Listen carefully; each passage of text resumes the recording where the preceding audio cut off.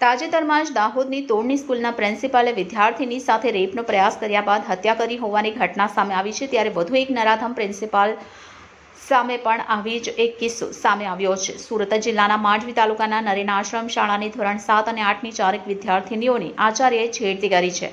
વાસનાથ આચાર્ય વિદ્યાર્થીઓની છાતીએ હાથ ફેરવ્યા અને હોઠ પર ચુંબન કર્યું હતું। આ મામલે આરોપી આચાર્ય પર પોક્સો અને એટ્રોસિટી એક્ટ હેઠળ ગુનો દાખલ કરવામાં આવ્યો છે અને તેની ધરપકડ કરવામાં આવી છે।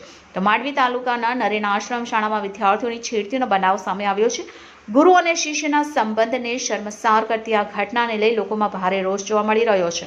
આ બનાવ 24 જુલાઈનો છે। આશ્રમ શાળાના આચાર્ય યોગેશ નાથુ પટેલે વિદ્યાર્થીનીને પોતાના રૂમમાં બોલાવી શારીરિક અડપલા કર્યા હતા। જે બાદ સમગ્ર મામલે સુરત જિલ્લા આદિજાતિ આશ્રમ શાળા અધિકારીએ ફરિયાદ નોંધાવી હતી। ફરિયાદના આધારે પોલીસે તપાસનો ધમધમાટ શરૂ કર્યો છે, જેમાં આશ્રમ શાળાની એક નહીં પરંતુ 4 જેટલી વિદ્યાર્થીની સાથે છેડતી થઈ હોવાનું સામે આવ્યું છે। પોલીસે ઘટના સ્થળે પહોંચી તમામ વિદ્યાર્થીઓના નિવેદનો લઈ આગળની તપાસ હાથ ધરી છે।